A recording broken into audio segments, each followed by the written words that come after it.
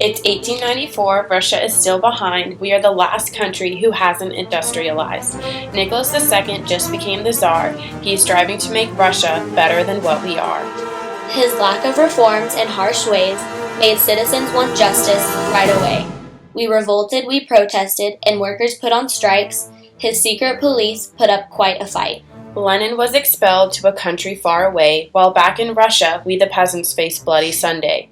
We peacefully marched to St. Petersburg, where we stood outside the Winter Palace, ready to share our concerns when we were treated with malice. All we wanted was to speak our minds when shots were fired, killing and wounding several of our kind.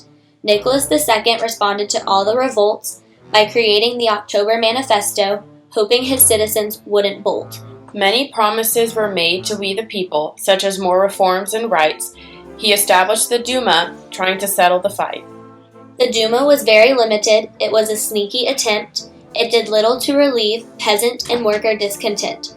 The Duma was eventually dissolved due to the Tsar's need for power, which once again left the citizens awfully sour. We later fought the Russo-Japanese War, not thinking Japan was as equipped, but after a series of devastating losses, we finally just had to quit.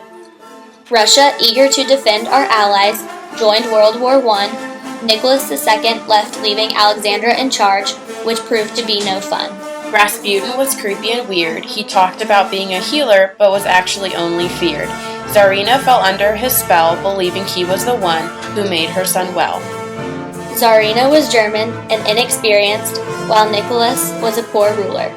Both were unpopular amongst the people, Nicholas specifically because he was a power abuser.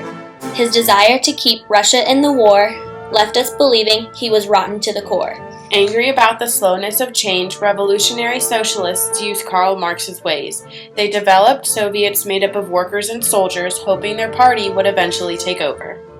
Germans brought Lenin back in hopes to weaken our war attack.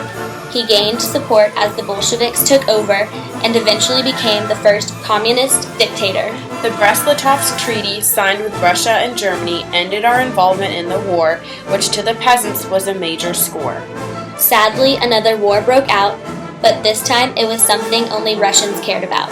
The Communist Red and the Anti-Whites faced each other in battle, both putting up quite a fight. Lenin and the Communists gained our support by promising peace, land, and bread. We promised land reforms and an end to food shortages, they said. In November 1917, the Bolsheviks led an uprising, one of which the anti-communists weren't too keen. They are now called the Communist Party. The old government is gone, which was the end of the White Army.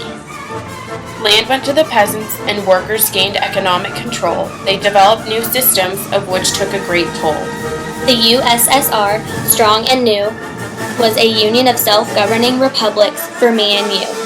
The Comintern was an international affair, which we made the whole world aware. Russia has climbed its way to the top. With these governing tactics, it will never drop.